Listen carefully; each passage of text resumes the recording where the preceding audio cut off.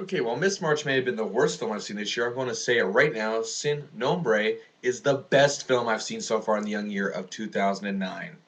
Now, the term Sin Nombre means without a name, and this is a bleak and though very thought-provoking film, and much like Slumdog Millionaire, it will have you glued to the screen and enamored in its characters. Its two plots coming smoothly together with a young girl, along with one of them of which involves a young girl, along with some of her family who are originally from Honduras, trying to escape through North Mexico into the U.S., trying to make it all the way to New Jersey to unite with many relatives.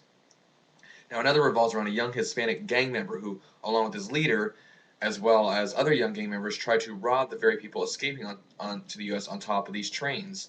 And the paths of these two characters cross, and we're on our way to an amazing story. And this movie has it all. It's intense, suspenseful, dramatic, tragic, sad, with some romance and even some nice subtle humor. At times you may want to look away, but also like Slumdog, you won't be able to.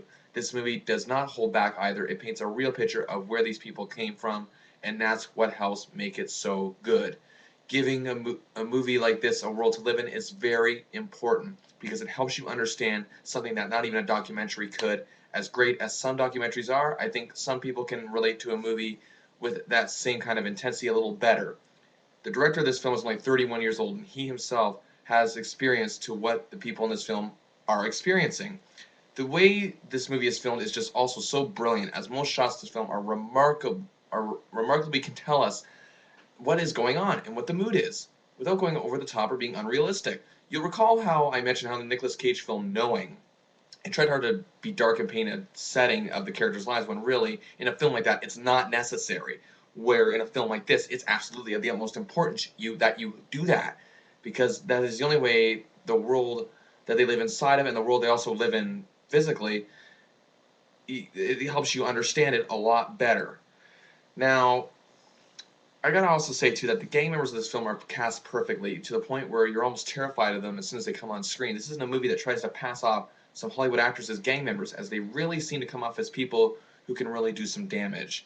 In the early scenes of this film with gang members, we get a very early understanding without any ridiculous explanations of the world they find themselves in, and it like the director is trying to tell us that what the story is trying to tell us is sorry it's, that it just really hit a chord with me. And one interesting character of the film is a youngster named Smiley who's just so enamored with the life of being in a gang that his actions are downright terrifying.